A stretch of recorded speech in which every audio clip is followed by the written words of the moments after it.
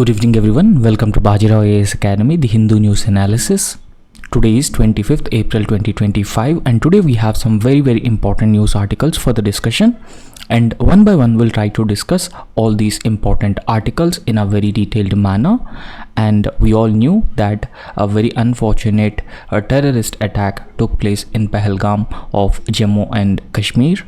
And the first topic that we are going to discuss today is about the terror attack and the conditions which are actually prevailed in Jammu and Kashmir after the abrogation of Article 370 of the Indian Constitution. And subsequently, Jammu and Kashmir has been declared as a union territory with the State Legislative Assembly, and State Legislative Assembly elections also took place in Jammu and Kashmir. And after that, we will be discussing the security scenario, the cross-border terrorism, and the terrorism particularly emanated from Pakistan, which is also known as the cross-border terrorism, and what are the other measures that the government has to taken to restore peace and confidence in the valley. Now, first of all, we all knew that it is a inhuman, barbarian and a gruesome terrorist attack that took place in Jammu and Kashmir, Pahalgam, because around 26 civilians were killed in this gruesome terrorist attack. However, this Pahalgam valley is considered as one of the most scenic destinations, and it is also considered as India's Switzerland. However, this particular terrorist incident or terrorist attack has actually shows, or it marks a grim chapter in the region's ongoing pursuit of peace. And in fact, right from the abrogation of Article 370, or the conditions which were prevailed before the Article 370 was existing, so there was a lack of peace in the region. The region lacked peace. However, after abrogation of Article 370, the center government has been trying to restore peace and confidence in the region through a number of activities. So therefore, in this context, the killing of 26 civilians in this Pahalgam terrorist attack is not just considered as a blow to the security, but it can also be considered as a direct challenge to the economic and political transformation of the Jammu and Kashmir, because tourism plays a very important role in overall Jammu and Kashmir economy, because tourism alone generates around 7,500 crores of annual revenue for the Jammu and Kashmir.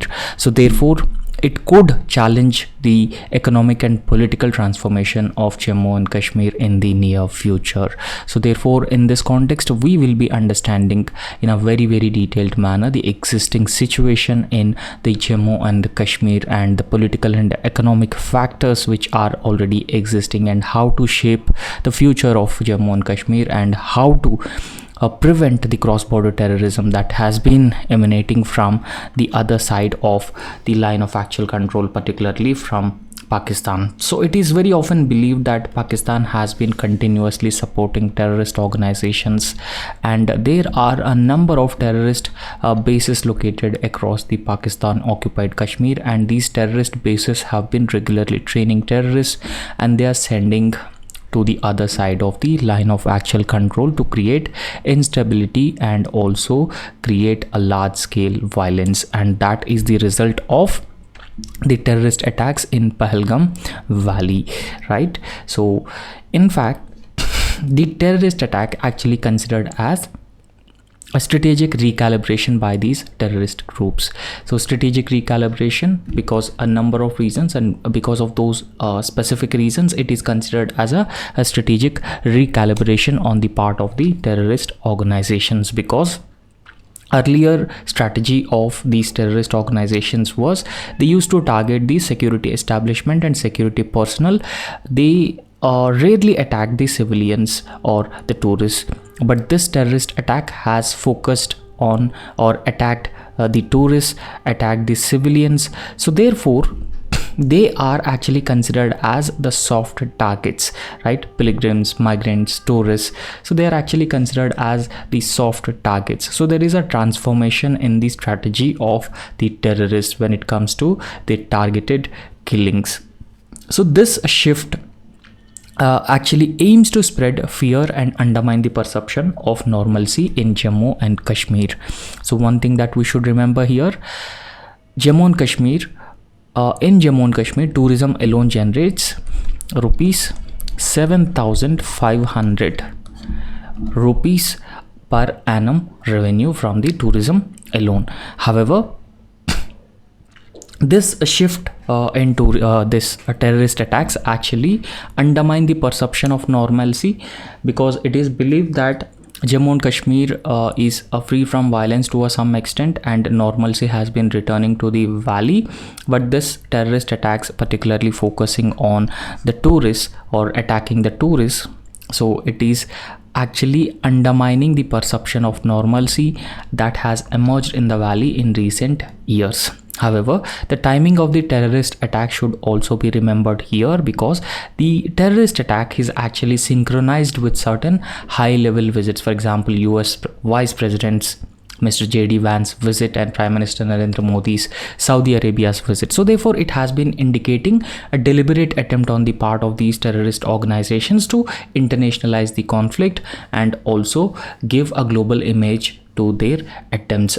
And at the same time, they also wanted to embarrass India on the global stage when they plan their attacks, when there are high level visits of Prime Minister Narendra Modi and also US Vice President J.D. Vance to India. Now we'll understand the political dimension of situation in Jammu and Kashmir. So the political dimension is that this particular terrorist attack would certainly undermine the democratic gains that have achieved so far after the application of Article 370 and also conducting elections in the Jammu and Kashmir Union Territory. And in this election also there is a huge voter turnout, right? So therefore the return of an elected government in Jammu and Kashmir is signaled a democratic normalization. So as of now it is believed that democracy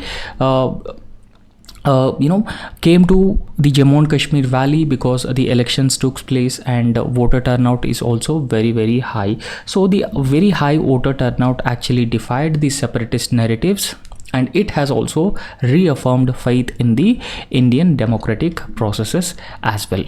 However, the existing attack actually seems it aimed at derailing the political resurgence, and it also aimed at sending a message that the normal politics in Kashmir Valley will not be tolerated by the terrorist proxies, right? So they don't want the normalcy and they don't want the tourists or the outsiders coming into the Jammu and Kashmir. So if they have disrupted such activities, people of Jammu and Kashmir would be deprived of the livelihoods. People of Jammu and Kashmir would not have adequate economic means to sustain themselves, and then they can again reignite these separatist sentiments among the people of Jammu and Kashmir. This is the actual ideology behind these terrorist organizations and their targeted killings of civilians, particularly tourists. However, the attacks that are being conducted by these terrorist organizations actually test the resilience of the democratic institutions, because the democratic elections already took place. So therefore it is being believed that the terrorist attacks actually test the resilience of democratic institutions in the conflict-ridden regions. And thereby, it is very, very important that we should focus on stronger electoral and governance frameworks that are required, and those electoral and governance frameworks should be inclusive and they should also be multi-pronged, taking into account different concerns and as well as the stakeholders as well. And in fact, the recent terrorist attack is conducted by a terrorist organization which is an offshoot of the Lashkar-e-Toiba. So this Lashkar-e-Toiba is a Pakistani-based terrorist organization, and this is the terrorist organization which had which is responsible for the Mumbai terror attacks, right? So 26/11 terrorist attacks responsible. This Lashkar-e-Toiba is responsible for this. So it is a Pakistani-based Islamic militant group, and it has links to the Mumbai terrorist attacks 26/11. So it began in late 1980s and early 1990s, and in fact the name of Lashkar-e-Taiba means army of the poor. So however, this is not that important, but you just have to understand this, right? So Lashkar-e-Taiba is one of the main terrorist organization that has been sponsoring and supporting terrorist attacks a number of times on India, right? So in this context, we'll also understand the economic dimension of the Jammu and Kashmir as well, and the attacks on tourists and the civilians by these terrorist organizations. So the assault on tourism as a peace dividend. So in fact, tourism is considered as one of the main element of peace, and in fact it is considered as a peace dividend. However, tourism is very, very important for Jammu and Kashmir because it is the source of income, it is a source of livelihood for the people of Jammu and Kashmir. And people of Jammu and Kashmir, they themselves shed violence, and they actively becoming part of the economic activity. And there are also plans to integrate the Jammu and Kashmir with the rest of India. But we could say that the attack by these terrorist organizations on civilians and the tourists is an attempt to derail those economic initiatives that are already undertaken. So this would disturb the livelihood of the people of Jammu and Kashmir and their economic opportunities as well. And in fact, tourism is also considered as a symbolic of peace, or it is a symbol of peace. So therefore, you can see that there is a strategic recalibration on the part of these terrorist organizations when they targeted the tourists or the civilians. And it is also believed that the tourists, it is also believed that the attack on tourists is actually sponsored by Pakistan-based terrorist organizations, right? So over the past few years, a significant revival in tourism had instilled hope in the local communities as well, because tourism is a source of livelihood, right? Because of that particular reason, it helped in alleviation of poverty, it helped in providing livelihood opportunities, economic opportunities for the people of Jammu and Kashmir.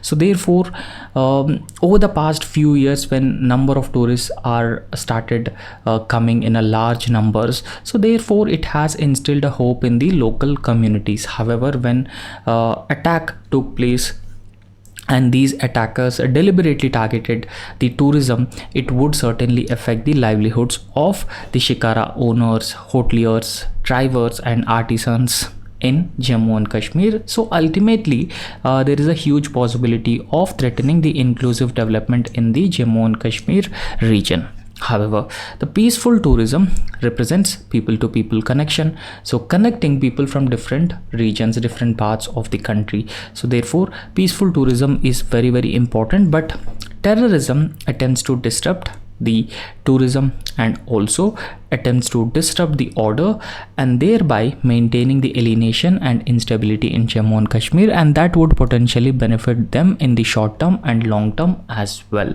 So in this context, what should be the way forward, what should be the appropriate way forward in Jammu and Kashmir so that we could address the issue of cross-border terrorism, right? So we have get to know that cross-border terrorism is an issue in Jammu and Kashmir, right? So cross-border terrorism is sponsored by Pakistan. So therefore, we should address the cross-border terrorism that has been emanating from Pakistan or other side of the line of actual controlled. So apart from that, we should also focus on reviving tourism into Jammu and Kashmir, because tourism is the source of livelihood for the people of Jammu and Kashmir. And in fact, tourism is also having the potential of bringing in stability and peace in Jammu and Kashmir, and also integrating.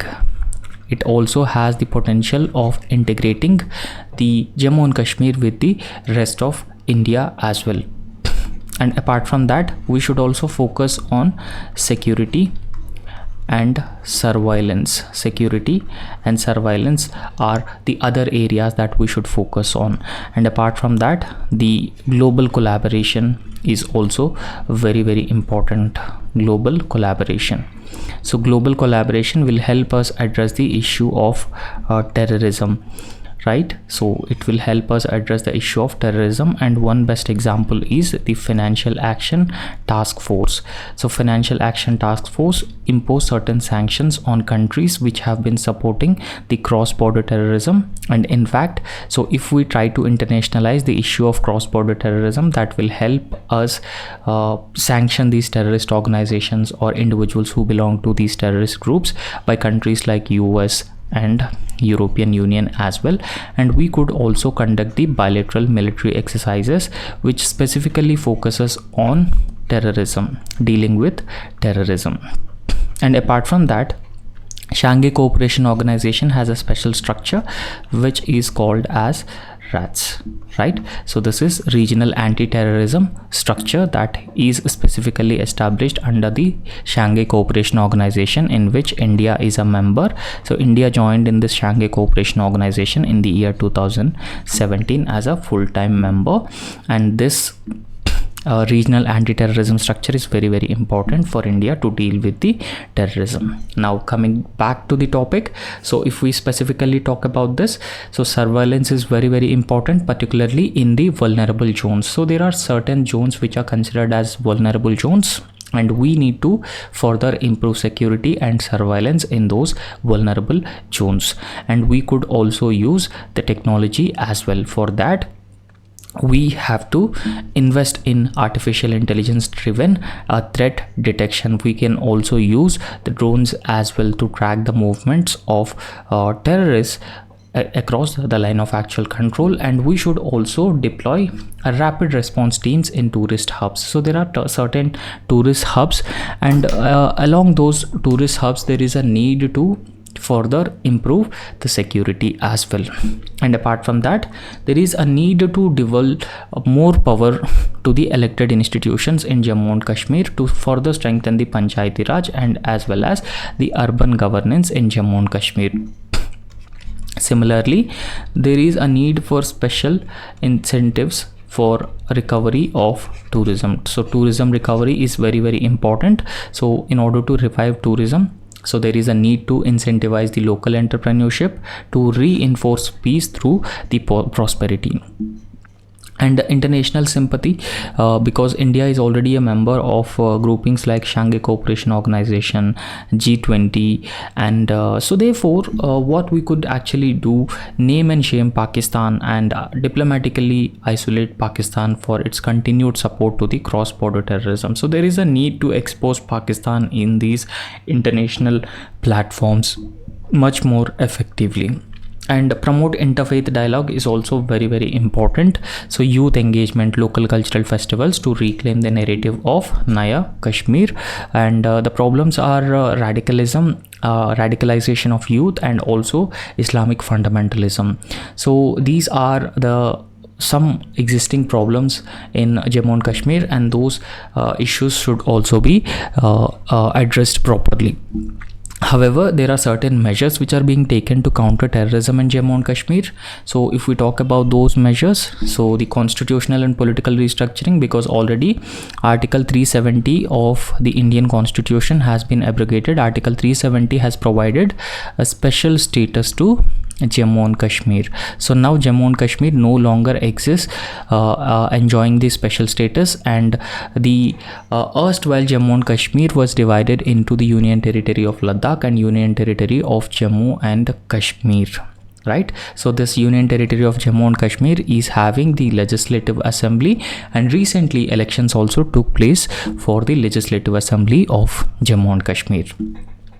And apart from that, if we talk about the legal measures in 2019, so amendment has been brought into the Unlawful Activities Prevention Act, UAPA. So this is Unlawful Activities Prevention Act to designate individual terrorist, and also declaration of Jamaat-e-Islami as a terrorist organization. And when we talk about the security measures undertaken by the Government of India, Operation All Out, that was launched in 2017, and a multi-agency center for better intelligence gathering, and the developmental measures including PM Developments Package 2015 and Central Sector Scheme for Industrial Development of Union Territory of Jammu and Kashmir 2021. And there are certain confidence building measures as well which are already undertaken, such as Operation Sadbhavana, which is also translates into goodwill, that was launched in the year 2023, and rehabilitation policy for the ex-militants as well. And this is also another measure that the government has undertaken to encourage the militants to be part of the mainstream and share the activities of violence. And international diplomacy is also another very important area where India has been actively and proactively working on to name and shame Pakistan and expose Pakistan's continued support to the cross-border terrorism. So therefore, India's efforts to highlight Pakistan's role in supporting terrorism, and also India has been putting in a lot of efforts to put Pakistan in Financial Action Task Force grey list again. So earlier Pakistan was in the grey list of the Financial Action Task Force, but Pakistan came out of this grey list. So therefore India again has been trying trying in letter and spirit to put Pakistan back into the grey list of the Financial Action Task Force. So I hope you have understood that particular topic. And the next important topic is Tamil Nadu has recently banned egg mayonnaise. So we'll understand why Tamil Nadu has actually banned the egg mayonnaise, and what are the health concerns which are being associated with this mayonnaise. And apart from that, what are the other states which are already banned this egg mayonnaise as well, right? So recently Tamil Nadu state government has imposed a 1-year ban. So this ban will be effective from April 8 on the manufacturing, storage, distribution and even sale of mayonnaise which is made with the raw eggs. The reason is the egg made mayonnaise would have the public health concerns, and because of that reason Tamil Nadu state government has imposed a 1-year ban on this egg made mayonnaise. And in fact, this mayonnaise is a semi-solid emulsion made from egg yolk, vegetable oil, vinegar and the seasonings, right? So this is how this mayonnaise is actually made, and in fact it is traditionally prepared using 3 basic ingredients such as oil, egg yolk and also an acid like lemon juice or vinegar, right? So these are the things which are being used to prepare this egg based mayonnaise, right? So what is this mayonnaise? So it is very common food that we very often eat when you are eating momos. So they would give this white chutney, so that is a mayonnaise, right? So egg mayonnaise is a semi-solid emulsion, and this is being made with the raw egg yolk, vegetable oil and even acid like vinegar or lemon juice would be used with the seasoning, and this is how this egg mayonnaise is prepared. However, this egg mayonnaise is believed to have originated in either France or Spain. So it is now a global staple fast food as well. And in fact, this egg based mayonnaise is also used in sandwiches, burgers, wraps and momos as well. And how this egg mayonnaise is different from the traditional mayonnaise? So traditional mayonnaise actually uses raw or a pasteurized egg yolk. However, there are egg-less variants also in mayonnaise. So they actually use emulsifiers like soy proteins, milk solids instead of eggs. So therefore, the egg-less variants are more common in India because of their dietary preferences and also the food safety concerns. The egg-less variants are very common in India. However, what are the health impact of these raw egg mayonnaise? And because of that reason, Tamil Nadu and even Telangana state government also banned the egg based mayonnaise, right? So in fact, the egg mayonnaise actually having the pathogen risk because raw eggs may be harbor a bacteria like Salmonella typhimurium, Salmonella enteritidis and Escherichia coli and even Listeria monocytogenes, right? So in fact, raw eggs usually host all these different pathogens, right? So when human beings consume the raw egg based mayonnaise, there is a chance of these pathogens entering into the human body and also causing various diseases as well. So therefore it is having a significant public health concern, and because of that reason Tamil Nadu state government and also Telangana state government have banned the raw egg mayonnaise. And the public health concern is that the high humidity and poor refrigeration in India, because in India food safety is not a priority, is not that much of a priority. So therefore in India, when we have a high humidity and low refrigeration, so it could actually rise the risk of contamination, and that is a public health concern. However, who are the vulnerable groups? Children, the elderly and immunocompromised individuals are actually at the greater risk of infection because of these pathogens which are existing in this raw egg based mayonnaise. So what could be the symptoms? The symptoms including vomiting, diarrhea, fever, and even the intestinal infection as well, if any individual is infected with the diseases caused by these pathogens which are already existing in the raw egg based mayonnaise. However, there is a section 30 of the Food Safety and Standards Authority of India Act 2006, right? So in fact section 30 of the Food Safety and Standards Authority of India, so this is a legislative body that has been established in India and it looks after the food safety in India. And section 30 of the Food Safety and Standards Authority of India empowers the state government to appoint a commissioner for food safety. So in every state government, there will be a commissioner for food safety to ensure the effective implementation of the food safety laws in the state.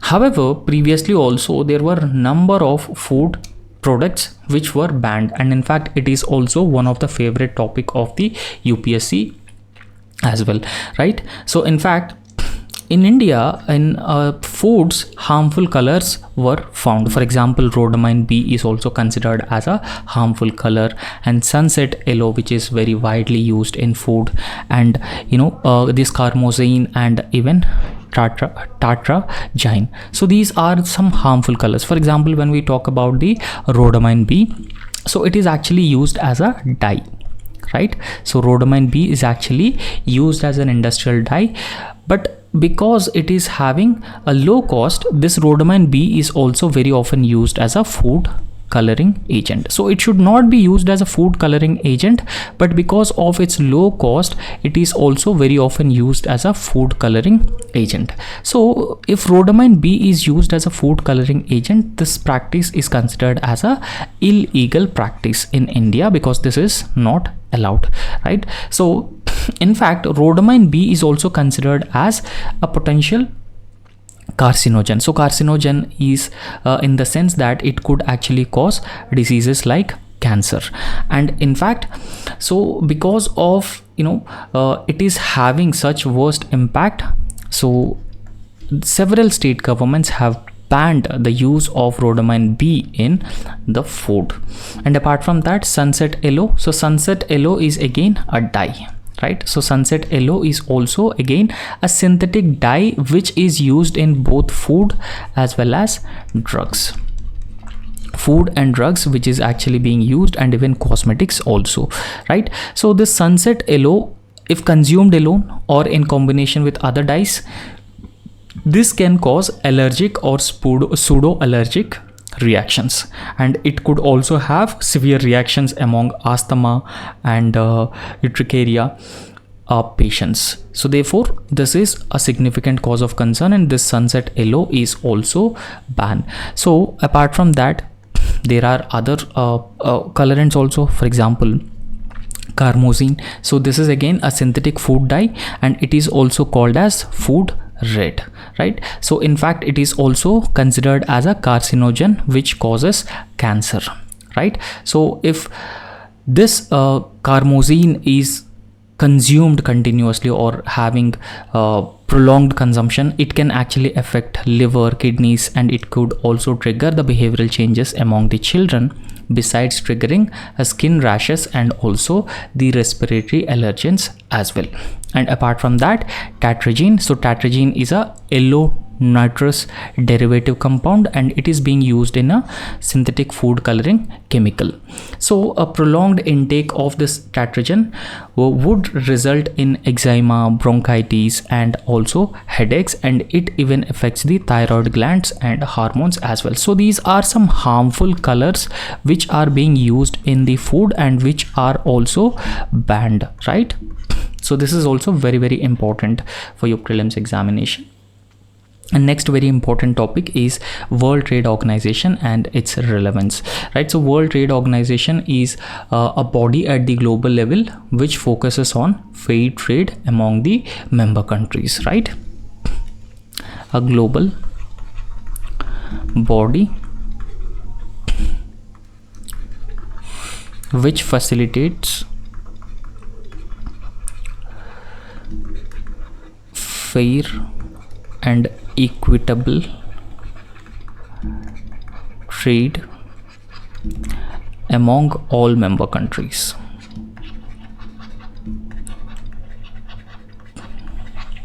Right? So this is the objective of the WTO. WTO is the World Trade Organization. So however, what has been happening is that in recent times there are a number of bilateral and minilateral trade agreements between number of countries. Bilateral and minilateral trade agreements between number of countries. And apart from that, China is also adopting the unfair trade practices adopted by China.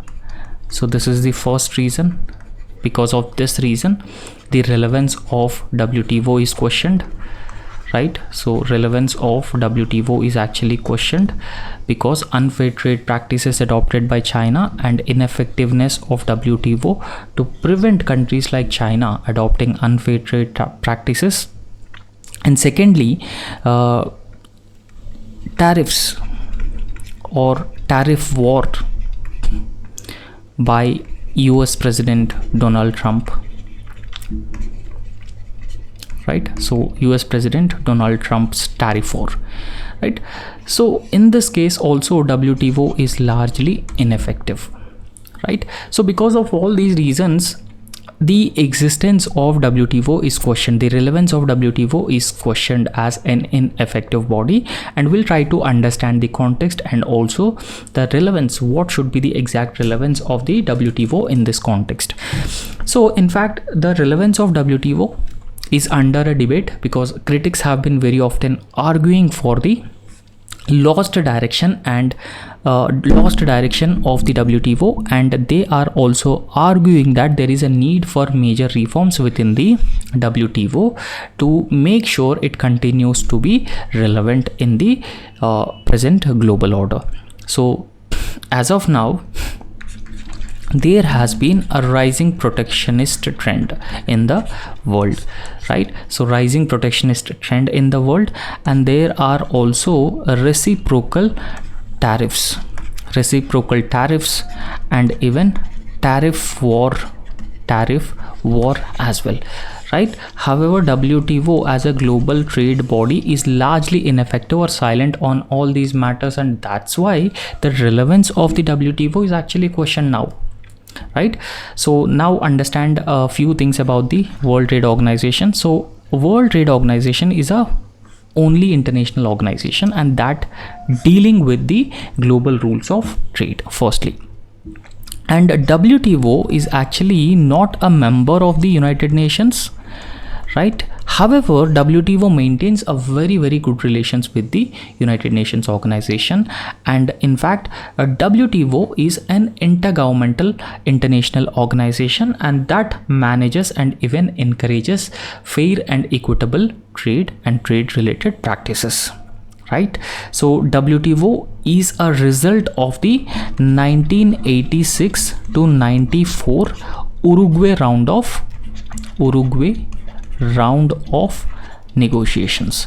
So because of the Uruguay round of negotiations from 1986 to 1994, this WTO has been established, However, if we look at the the organizations which were existing before the WTO was known as an organization called GATT, right? So it actually means General Agreement on Trade and Tariffs, and succeeding General Agreement on Trade and Tariffs, World Trade Organization has been established as a result of Uruguay round of negotiations that took place from 1986 to 1994. So ultimately, World Trade Organization was established on January 1st, 1995. January 1st, 1995. The World Trade Organization has been established under 1994 Marrakesh Agreement, right? Under 1994 Marrakesh Agreement, this was established. So I hope you have understood this. Now, why it is being said that WTO is losing its relevance? So because of some factors, it is being said that WTO is losing its relevance. Now, as of now, WTO has a dispute settlement body, but this dispute settlement body is largely dysfunctional within the WTO, because if two member countries have a dispute over trade, over different products, so they could actually approach the WTO and they could actually resolve those trade disputes. However, the trade dispute settlement within the WTO is largely dysfunctional, right? So the appellate body is paralyzed. It is paralyzed because it is actually having no appointments since 2016, because US has been continuously blocking the appointments to the appellate body of the WTO, and because of that reason, the trade settlement mechanism of WTO is largely dysfunctional. Secondly, the Doha round of 2001 actually failed to reach a proper consensus on number of areas. For example, agriculture, there is no consensus between the developed countries and developing countries, and the subsidies that the developed countries provide to the number of sectors, and the developing countries also provide to the number of areas, and even the trade facilitation as well. However, here the developing countries are asking for more concessions, but the developed countries are against the concessions given to the developing countries by the WTO. And because of that reason, in the Doha round of negotiation 2001, so there is no consensus, and it is said that this is a failed round of negotiations. And if apart from that, in recent times there is a rise in the free trade agreements as well between the number of countries, and India is also even looking to have a free trade agreement with European Union countries, UK, Canada and US, right? So therefore, nations are now preferring the bilateral and multilateral free trade agreements. They are sidestepping World Trade Organization's most favored nation status obligations. And similarly, there are also lack of complaints tools within the WTO, and that lack of complaints tools within the WTO also making WTO an ineffective body, because the WTO cannot enforce the transparency in trade barriers or subsidy disclosures, right? So because China has been very often adopting the unfair trade practices, but WTO is largely failed to control countries like China to prevent them adopting the unfair trade practices. So all decisions actually required the anonymity or consensus from all the members of the WTO, which is also in a way blocks any reform, and India and US blocked voting reforms within the WTO, right? So because of these reasons, it is being said that WTO has been losing its relevance, right? So what is the mandate of the World Trade Organization? So it has a certain mandate. WTO facilitates trade in goods, services and also the intellectual property as well, and WTO also provides a framework for reducing the trade restrictions such as tariffs, quotas, and it also oversees the independent mechanisms for resolving the trade disputes and it even prohibits the discriminatory practices among the trading partners as well, and it ensures that WTO's most favored nation clause is actually followed by the member countries of the WTO. Now, why WTO remains relevant? So why it is important that it is being said that WTO remains relevant? One thing that we should understand here is that a WTO is considered as a global forum for dialogue because it is still the only universal trade platform with the binding rules and even the common framework that it has on its own. And apart from that, a fisheries agreement that was came for the discussions in the year 2022, and this fisheries agreement also achieved a modest success, and thereby a potential for consensus has been showed by this fisheries agreement as well. So therefore we could also say that the WTO is remain a relevant organization now as well. And in fact, the WTO remains a bulwark against protectionism. And in fact, as of now, the world has been seeing the rise in protectionism, but WTO is being viewed as a bulwark against protectionism, particularly promoting globalization, thereby ensuring a rules-based order. And despite several limitations, World Trade Organization actually offers transparency through trade policy reviews, right? So it actually offers the transparency through the trade policy reviews. And what is the recent failures of the WTO? When we talk about the recent failures of the WTO, so agricultural talks collapse as there is an impasse on the public stockholding and also the AMS limits as well. And similarly, the domestic support. So all these areas are considered as failures of WTO. And apart from that, the other thing that we should take into consideration here are the tariffs and the counter tariffs, which are the reciprocal tariffs or tariffs, and failure of the WTO to prevent unfair trade practices adopted by the China. So all these things are considered as the failures of the World Trade Organizations. And apart from that, there is also a rise in free trade agreements between the member countries, sidelining the WTO rules, right? And blue box subsidies, green box subsidies are very important for your prelims examination, right? So apart from that, the amber box subsidies also, please kindly go through all these different subsidies that are being provided by the World Trade Organization. So ultimately, what should be the way forward to revive World Trade Organization? Right, so when we talk about the way forward, there is a need to rebuild trust by reforming the dispute settlement body or the appellate body, and appointments to the appellate body should be immediately made, so that if any two members have any differences over the trade, so those differences or disputes can be settled by the dispute settlement body of the WTO.